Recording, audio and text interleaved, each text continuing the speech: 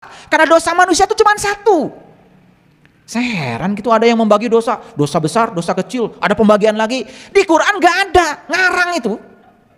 Karena di Quran dikatakan innallaha la yaghfiru aysyraka bih wa yaghfiru ma duna dzalika liman yasha. Sesungguhnya Allah tidak akan pernah mengampuni dosa syirik, tapi Allah sudah mengampuni apapun dosa, asal jangan dosa syirik. Jadi dosa yang harus dibereskan oleh kita cuma satu, syirik. Banyak orangnya, wah kamu banyak dosa ya, tobat.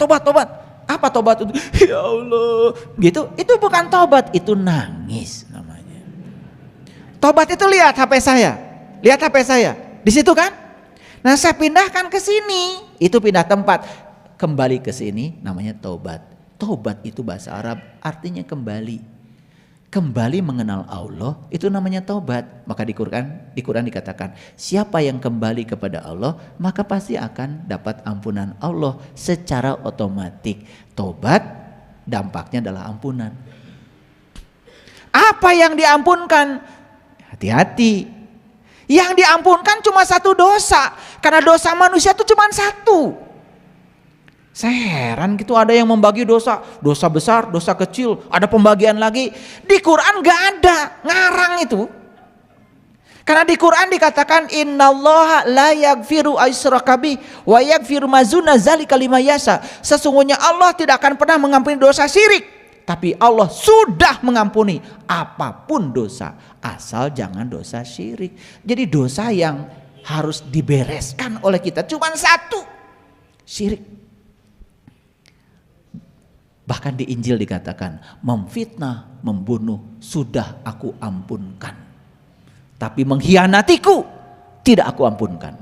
Nah, jadi kalau dalam bahasa Injil, syirik itu disebutnya berkhianat kepada Tuhan.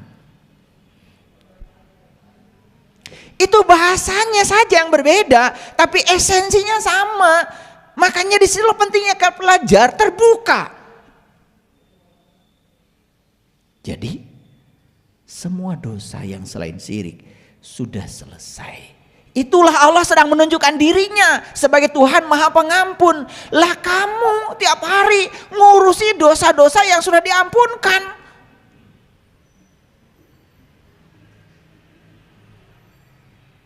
Buang-buang waktu. Itu Quran. Diulang 2 kali di Quran surat An-Nisa ayat 48, diulang lagi dalam Quran surat An-Nisa ayat 116. Catat itu kalau nggak percaya sama saya. Jiwa harus kembali ke fitrahnya. Gimana caranya? Supaya jiwa kembali ke fitrahnya, maka semua karma-karma yang menyangkut jiwa harus dibayar. Karena dia melakukannya di kehidupan, di tubuh ini, maka proses pembayarannya dilakukan di tubuh ini juga. Makanya dia akan dilahirkan secara berulang kali. Ini dasarnya. Untuk menjawab pertanyaan tadi. Kan ini, apa maksud judul ini? Saya untuk menjawab judul yang tadi saja harus kerja keras menjelaskannya supaya ngerti. Dari sini mulainya. Di setiap kelahiran jiwa harus mengalami evolusi menuju kesucian jiwa. Sudah nonton di YouTube ada cara mencapai kesucian? Sudah. 3 cara mencapai kesucian. 1, berhenti serakah pada yang kamu ingin. 2, berhenti membenci pada yang tidak kamu ingin. 3, hadirkan cahaya ilahi dalam kegelapan batinmu. 3 itu yang akan mengantarkan kita kepada kesucian. Jadi orang suci dilihat dari sikapnya. Ketika dia mendapatkan yang dia ingin, tidak serakah. Ketika mendapatkan yang tidak dia ingin, dia juga tidak menghindar, tidak menolak, tidak benci. Itulah ciri orang suci. Orang suci itu bukan pakai jubah, pakai tongkat, jalannya miring.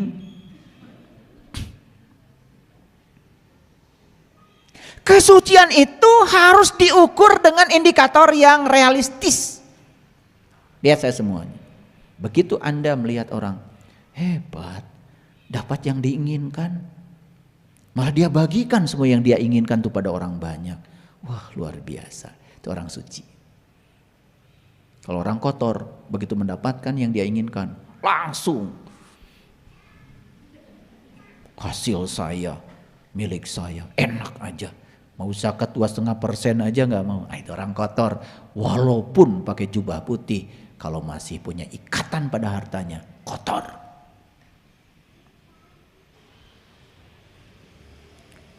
Makanya kalau saya ngukur orang kotor gampang. Kamu tadi malam mimpi apa? Dikejar anjing gelo, kotor. Gitu aja. Orang suci nggak mungkin mimpi dikejar anjing gila. Tadi malam tidur, iya tidur. Mimpi ketemu yang menyeramkan. Itu. Kalau tidur saja kamu didatangi yang menyeramkan, hidup itu menyeramkan, itu tanda bahwa jiwamu kotor. Dan saya pastikan orang-orang yang sudah selesai dengan hartanya, sudah tidak ada ikatan, tidak ada kemelekatan, dapat yang diinginkan biasa, dapat yang tidak diinginkan biasa. Ya, susah senyum, senang senyum, udah S4 sekolahnya. Susah senyum, senang senyum, S-nya 4.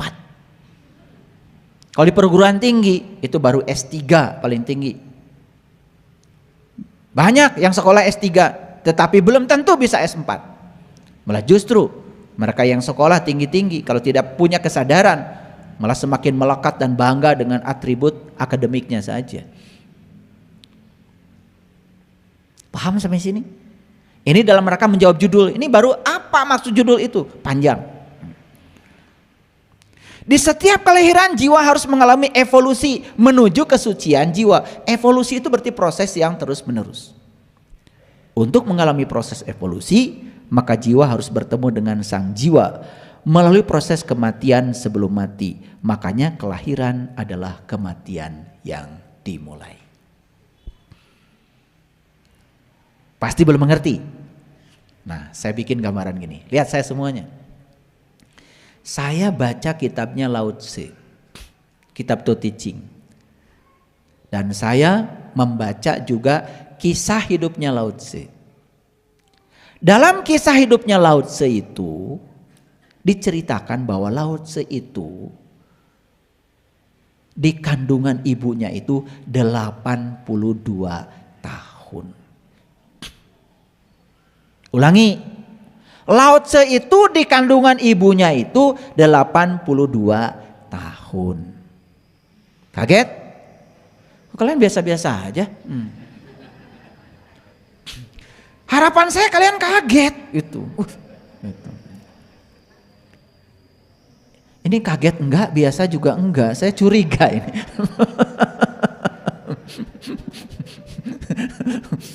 Saya ketika baca Lao Tse di kandungan ibunya 82 tahun kaget. Malah saya bilang ini Lao Tse nggak nyusahin ibunya gitu. Saya marah sama Lao Tse. Kenapa? Kenapa dia nggak mau keluar-keluar? Kan kasihan ibunya kalau 82 tahun. Kalian yang 9 bulan 10 hari aja repotnya kayak apa? Jadi saya 11 bersaudara, kata ibu saya ini 11 bulan. Begitu ibu saya bilang 11 bulan, aduh saya yang paling nangis depan ibu. Maka saya bilang, ibu kalau ibu sakit cukup saya yang dikasih tahu. Dan kalau ibu nggak punya uang, cukup saya yang diberitahu. Karena saya ingin mengembalikan cinta kasih saya. Saya 11 bulan kata ibu saya, apa saya nggak ngerepotin ibu saya? Orang 9 bulan 10 hari udah pada keluar, saya masih nyungsap aja. 11 bulan kata ibu saya, mana anak ke-7 lagi? Ya Allah, saya saat itu, makanya itu janji saya pada ibu saya. Makanya ayah ibu saya meninggal di pangkuan saya, dua-duanya. Kelamaan saya di situ. Lao Tse 82 tahun. Percaya nggak kalian? Percaya apa tidak? Nah, atau bingung bilang. Jangan karena saya ngomong langsung percaya. Jangan percaya omongan saya. Kalau nggak masuk akal, tolak. Nah, bingung saya seneng. Bingung itu tanda-tanda ada kehidupan. Bingung itu ada potensi untuk jadi ngerti. Kan kalau bingung harusnya nanya. Betul nggak? Nah, ternyata yang dimaksud adalah karena tadi kelahiran adalah kematian yang dimulai. Jadi waktu di rahim ibu Lao Tse itu kan bertemu Tuhan. Waktu di alam mas kumambang tadi, dia itu menyaksikan Tuhan. Ternyata saat dia lahir ke alam dunia, dia tidak mau melupakan yang dia tahu saat di rahim ibu. Sebetulnya 82 tahun itu usianya Lao Tse. Jadi selama 82 tahun dia itu selalu mengalami kematian. Tetapi mati selagi hidup. Makanya kelahiran adalah kematian yang dimulai.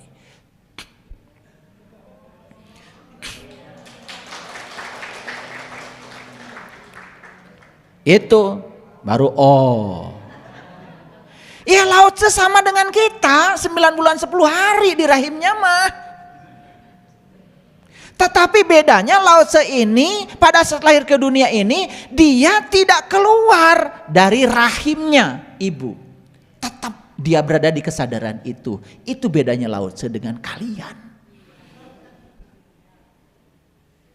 Makanya Lao Tse ketika datang ke dunia itu seperti Zarasutra. Tidak menangis. Makanya kalian semua datang ke dunia nangis kan? Nah, kalau saya tanya kenapa lu nangis? Ya sedih apa? Beras belum mengerti, duit belum mengerti, betul nggak? Pacar belum punya, apa yang kau tangisi? Itu saja belum kalian tanya. Ini kalian menyaksikan kelahiran manusia ke dunia udah berkali-kali dan semua kelahiran menangis. Kalian nggak pernah nanya. Saya itu nanya. Waktu anak saya lahir nangis, ya, karena saya menyaksikan 3 anak saya saksikan itu brojolnya. Nangis semua. Dan di situ saya nanya kenapa nangis? Apa masalahnya? Karena saya bertanya maka semesta ngasih jawaban. Itu tangisan seorang anak karena keterpisahan. Waktu di rahim ibu itu penuh dan saat itu menyaksikan yang indah. Dan pada saat ini bolong karena ketuban sudah tidak menutup lagi. Saat itulah dia mulai mengalami keterpisahan. Dalam riset neuroscience, manusia mulai melupakan Tuhan di hari ke-8 dari kelahirannya. Geus hari kasabaraha ayeuna. Dan kalau itu tidak dibayar di kehidupan ini, kamu mati dalam keadaan punya utang.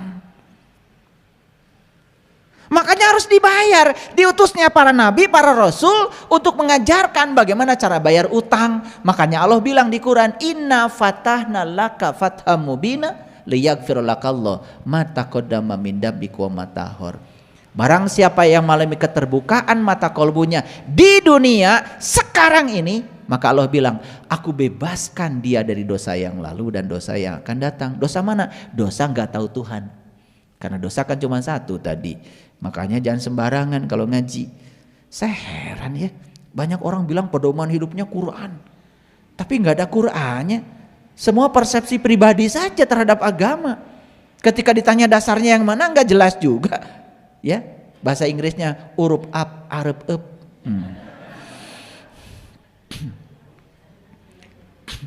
Ya. Nah, sampai sini ngerti ya? Ini baru judul. Nggak apa-apa, hari ini ngaji judul aja udah bagus. Nah, kenapa muncul judul kelahiran adalah kematian yang dimulai? Jadi sebetulnya Lao Tse saat lahir ke dunia ini, ya, begitu lahir dia sudah langsung mati lagi. Tetapi bukan mati dalam pengertian mati, hanya mati egonya. Karena saat itu kecerdasan semesta tanpa batasnya tidak berubah. Makanya beliau lahir dalam keadaan memiliki intelijensia tertinggi. Bukan intelektual. Kalau intelektualitas itu hasil sekolah. Kalau intelijensia itu kesadaran. Nah pertanyaannya kenapa beliau punya kesadaran seperti itu? Bahkan saya supaya tidak alergi, saya membaca seorang yang sangat luar biasa, saya kagumi buku-bukunya. Dan ternyata orang ini begitu lahir ke dunia, itu nggak makan, nggak minum, nggak nyusu. Jadi begitu lahir ke dunia, gak makan, gak minum, tidak juga mau dikasih air susu. Keluar. Selama 7 hari. Dan ternyata semua orang khawatir. Karena 7 hari tidak makan, tidak minum, juga tidak mau dikasih air susu. Gak ada yang bisa masuk 7 hari. Setelah 7 hari baru bisa air susu masuk. Nah ketika dia sudah dewasa ditanya, kenapa Anda waktu lahir ke dunia ini kok tidak makan, tidak minum selama 7 hari, tapi Anda baik-baik saja? Apa jawabannya? Pada saat saya mati saat itu, saya bernazar untuk saum selama 7 hari. Keburu saya mati. Makanya begitu saya lahir punya tubuh, saya lanjutkan saum saya. Ini kelahiran orang yang berkesadaran. Nah makanya orang yang berkesadaran lahir, kelahirannya itu sudah menyatakan bahwa kematian sudah dimulai. Tapi bukan mati yang itu. Tapi yang dimaksud adalah mati sakjroning urip. Makanya setelah alam mas kumambang dilalui, berikutnya kan mijil.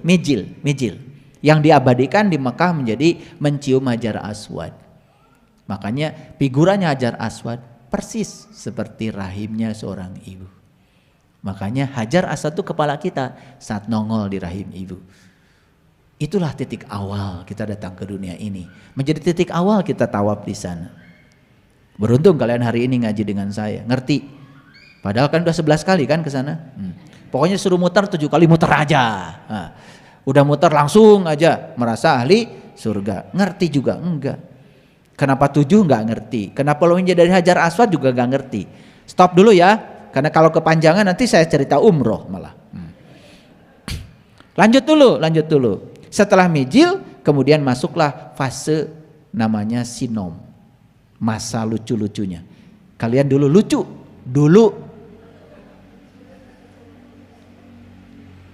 Kalian sekarang gak ada lucu-lucunya. PK sebelun. Makanya setelah sinom berikutnya kinanti, asmarandana, gambuh, dandanggula, durma, pangkur, magatru. Puncaknya adalah pucung, pocong. Nah itulah yang disebutkan kematian. Jadi ketika pocong sudah kematian berarti tubuh ditinggalkan lagi itu oleh ruh. Nah ruh kemana? Ruh tidak mati, hati-hati, ruh tidak mati. Jadi mati itu cuma berpisah aja tubuh dengan ruh. Karena tubuh ini sudah tidak layak pakai, dikembalikan ke tanah. Didaur ulang oleh tanah, dilebur oleh tanah. Jadi kangkung, jadi singkong, jadi pisang. Dimakan lagi oleh seseorang, kawin, bertemu lagi, jadi tubuh baru lagi. Ditiupkan lagi, terus saja begitu. Masuk akal? Makanya jangan khawatir mau mati di pesawat, mau mati kerendam di laut, nggak usah khawatir, nggak usah dicari. Loba gawe. Kan sama-sama ke bumi. Gimana kalau saya mati di laut, nggak di darat? Apa masalahnya lo? Masalah bagi lo? Kan gitu harusnya tanya. Mati di laut ya nggak apa-apa, ntar juga kamu dimakan ikan tongkol. Ikan tongkol ditangkap nelayan, dibawa ke pasar, kan dimakan-makan juga. Habis makan tongkol kawin, kan bertemu lagi tuh 2 sel, betul nggak? Jadilah anak. Jadi tubuh ditiupkan lagi, kan hasil tongkol. Masalahnya apa? Kita suka ribet ya. Wah mati di laut dicari. Aduh. Kan bumi ini ada daratan, ada lautan, ya gak usah ada, jadi masalah. Kan sama-sama ke bumi. Kan dari laut juga udah diambil, kan dikubur-kubur juga. Masalahnya apa? Yang kalau dari laut udah mati kemudian dikubur jadi masuk surga gitu? Ya enggak, biasa aja. Akan dilebur oleh bumi karena bumi punya cara untuk meleburnya. Jadi saya kasih tahu, di tubuh kalian itu sekarang ada nggak air yang pernah menghuni dinosaurus? Mungkin. Di tubuhnya kalian sekarang ini ada nggak? Ya tubuhnya para leluhurmu yang sudah dilebur. Ada? Ada. Makanya kita suka rindu kampung halaman. Kenapa rindu kampung halaman? Karena tubuh kita itu berasal dari semua unsur-unsur yang ada di situ. Makan daun singkong dari situ. Apa daun singkong? Itu leluhurmu yang sudah ada daun singkong. Suga ngerti dikiekeun mah. Singkong itu ditanam di situ. Di situ dulu ditanam leluhur kamu. Cuman sudah nggak ada lagi batu nisannya. Udah dilebur oleh semesta. Sekarang sudah jadi mineral. Kan diserap singkong. Daunnya kamu makan. Setelah dimakan kemudian apa? Kawin. Lancar kalau cerita kawin. Kan jadi lagi. Betul? Nah, apa yang terjadi? Yang terjadi, oh berarti tubuh saya berasal dari tanah di mana saya dilahirkan. Kan itu yang kita makan. Betul nggak? Wajar nggak kalau rindu kampung halaman? Wajar. Tetapi itu baru kampung halaman jasmani kita. Karena diri kita bukan tubuh. Diri kita itu yang ada dalam tubuh yang abadi. Masa yang tubuh aja rindu kampung halaman? Sampai di Minang itu ada lagu. Udah pulang kampung. Ya. Pulanglah udah.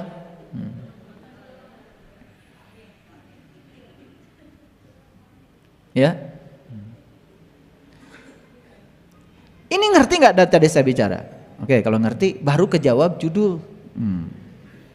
Oke, lanjut. Perhatikan saya sekarang. Jadi kelahiran adalah kematian yang dimulai. Bagi siapa? Bagi orang yang sudah berkesadaran. Lahir sadar, hidup sadar, mati sadar. Nah kita tuh sekarang sedang belajar gimana caranya. Kalaupun kita nanti terlahir lagi ke sini, lahirnya itu sadar. Hidupnya sadar, maka matinya sadar. Itu yang disebut dengan kita sudah manunggal. Itulah tauhid tingkat tinggi. Ya. Nah. Jadi kematian itu apa? Kematian hanyalah kematian tubuh. Ketika tubuh ditinggalkan oleh ruh. Betul? Ada beberapa kondisi orang mati. Perhatikan saya. Jadi ruh ditiupkan ke sini. Perhatikan saya.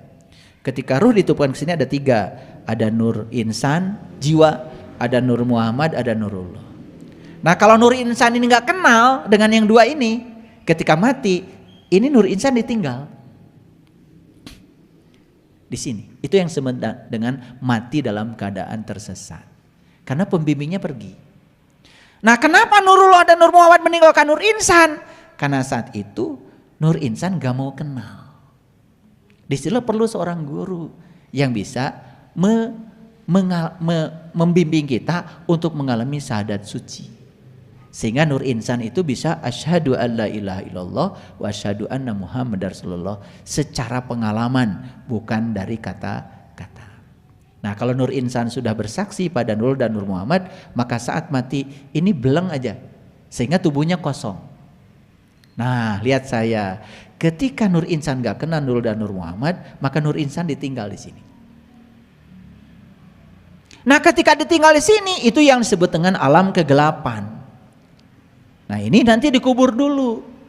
Nah itu yang disebut dengan kegelapan dalam kuburan.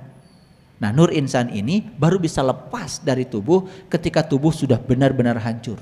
Menunggu masa yang lama. Nah nanti nur insan ini ketika sudah masuk ke ruang kehidupan ini, tetap akan ditangkap lagi oleh Nurul dan Nur Muhammad untuk masuk lagi ke tubuh baru. Nah di situ dibimbing lagi. Sampai akhirnya suatu saat nur insan ini akan kembali kepada fitrahnya untuk memanunggal dengan alam asalnya. Kembali ke asal. Itu namanya innalillahi wa inna ilaihi rojiun. Tidak sesederhana itu memahami. Ya. Paham sampai sini? Oke. Jadi inginkah para sahabat di kelahiran yang akan datang, kalaupun harus lahir kembali, kita mati, ya, kematian dimulai seperti yang diceritakan oleh saya tadi tentang Lao Tse, tentang Jala Sutra, orang-orang yang berkesadaran. Saya mengambil contoh itu karena mohon maaf, saya tidak punya referensi yang lain. Ya, saya tidak punya referensi yang lain. Saya membahas itu karena itu yang saya punya referensinya. Karena saya pernah belajar kitabnya. Bahkan saya hafal kitab To Teaching. Hafal ya. Jadi kitab To Teaching itu cerita tentang sat pertama, sat kedua, sat ketiga. Itu sama dengan martabat alam 7 kalau di ajaran leluhur kita. Nanti suatu saat saya bahas. Suatu saat, jangan sekarang, gak cukup waktunya. Jadi kematian harusnya meningkatkan kesadaran. Oke? Karena kematian adalah puncaknya kehidupan. Jadi mati itu kenapa kita jadi sedih? Nah, kesedihan itu sebetulnya karena pakai wuh. Karena kita gak ngerti kalau kematian itu puncaknya kehidupan. Bahkan ketika ibu kita, ayah kita sudah repot, banyak penyakit kemudian mati, bukankah mati itu hadiah? Dibebaskan beliau dari segala rasa sakit. Nah, kenapa jadi menangis? Ini yang tidak dimengerti. Bahkan ketika saya tidak menangis malah menganggap saya ini tidak berperasaan. Jadi saya tuh harus menangis gitu. Kalau saya sudah mengerti begini. Kita itu ketika orang lain tidak seperti kebanyakan orang walaupun benar kan dianggap salah. Betul? Oke, kematian adalah kenikmatan rasa mati selagi hidup yang panjang bahkan memasuki keabadian. Ngerti? Nah, lihat saya kalimat ini agak berat nih. Kematian adalah kenikmatan rasa mati selagi hidup yang panjang bahkan memasuki keabadian. Gini. Ini yang sudah belajar tentang mati sajroning urip sekarang. Kan kalian merasakan kenikmatan luar biasa walaupun hanya beberapa detik saja. Menyaksikan alam yang sangat indah luar biasa dalam diri, bukan? Kan suka pengen lama. Betul? Nah, sabar. Karena sekarang gak bisa lama. Karena kita masih bolak-balik antara kanan dan kiri, antara akhirat dan dunia. Nanti kalau sudah mati beneran, kanan terus. Maka itu yang di Quran disebut golongan kanan. Fa ashabul maimanati ma ashabul maimana. Itu golongan kanan itu. Memasuki keabadian. Nah, itu hanya berlaku untuk orang yang di dalam kehidupan sekarang sudah belajar mati selagi hidup. Artinya meneruskan perjalanan ketika di rahim ibu. Lihat saya, di rahim kita mati. Saat kita lahir kita juga terus mengalami pengalaman persis seperti saat di rahim ibu. Paham ya? Paham ya? Gitu. Tapi kita juga bersyukur walaupun terlambat. Baru di usia tertentu kita mengalami kembali pengalaman seperti dari rahim ibu. Jadi bedanya apa kalian dengan Lao Tse? Lao Tse mah ti lahir keneh sadarna teh. Kalian mah ada yang baru 60, 70, ya 80, gak apa-apa, segitu juga mengalami. Itulah pentingnya mengalami itu. Ya, betul sekarang ngerti? Bersyukur dapat itu. Makanya kata Nabi, tidak ada ilmu setelah ilmu ma'rifat kecuali kesesatan. Ya, baik sekarang lihat saya semua. Itu kematian. Sekarang kita bicara kelahiran. Kelahiran itu ada dua, satu kelahiran tubuh ketika dijemput oleh orang tua dari langit ke bumi. Siapa yang menjemput kita? Orang tua. Orang tua menjemput kita dari langit ke bumi. Nah, kalau kita dijemput dari langit ke bumi, pertanyaannya, kita ini makhluk langit atau makhluk bumi? Kita ini aslinya makhluk langit, sedang ngumara di bumi. Awas, kita tuh sedang ngumara di sini, sedang dikaryakan di sini. Aslinya kita tuh makhluk langit, aslinya kita tuh makhluk cahaya, aslinya kita ini adalah makhluk rohani. Jadi salah kaprah kalau manusia mengatakan kita ini makhluk bumi yang sedang melakukan perjalanan ke langit. Salah. Kita ini makhluk langit yang sedang diperjalankan di bumi. Paham? Jadi tanya lagi sama saya sekali lagi supaya ngerti. Kita ini aslinya makhluk langit, makhluk bumi. Makhluk langit sedang dikaryakan di bumi. Kan kita ini kalau makhluk langit harus kembali ke langit. Siapa yang menjemput kita dari langit ke bumi? Ayah ibu kita. Siapa yang mengembalikan kita dari bumi ke langit? Disitulah pentingnya kita bertemu dengan seorang guru. Paham? Guru sejatilah yang bisa mengantarkan kita kembali dari bumi ke langit. Jadi walaupun kita masih di bumi ini, kita ini sudah jadi makhluk langit. Gitu. Itu yang disebut dengan wasabiquna sabiqun ulaikal muqarrabun. Jadi belum mati beneran pun sudah kembali. Karena di kehidupan sekarang kita sudah menemukan kesadaran. Ini agak berat ya kuliah hari ini. Jadi boleh nanti diulang-ulang di YouTube. Oleh karena itu maka itulah pentingnya teknologi. Bisa diulang. Kalau saya disuruh ngulang-ulang sekarang gak beres-beres. Lanjut dulu. Ada dua orang tua. Satu orang tua yang menjemput kita dari langit ke bumi. Satu lagi orang tua yang mengantarkan kita dari bumi ke langit. Makanya ada dua yang harus kamu hormati. Satu orang tuamu, dua gurumu. Jadi yang disebut dengan kedua orang tua selama ini itu ayah dan ibu. Itu keliru. Itu satu orang tua, itu satu paket. Dah moal ayah mana? Mensabelah mah. Paham? Jadi orang tua ada dua. Satu orang tua yang menjemput kita dari langit ke bumi. Satu lagi orang tua yang mengantarkan dari bumi ke langit. Itulah kedua-duanya patut dihormati. Saya bukan minta dihormati. Gak penting banget bagi saya. Saya sudah selesai dengan diri saya sendiri. Kalian mau menghina saya, mau muji saya, emang gue pikirin. Gak penting bagi saya. Ya. Nah oleh karena itu maka kita harus belajar menghormati kedua orang tua kita. Sama pentingnya. Nah sekarang kita tanya dulu. Kalau begitu siapa manusia itu? Jadi manusia itu aslinya makhluk cahaya. Aslinya makhluk spiritual. Yang sedang dikaryakan di bumi. Jadi manusia bukan makhluk bumi yang sedang mengejar cahaya.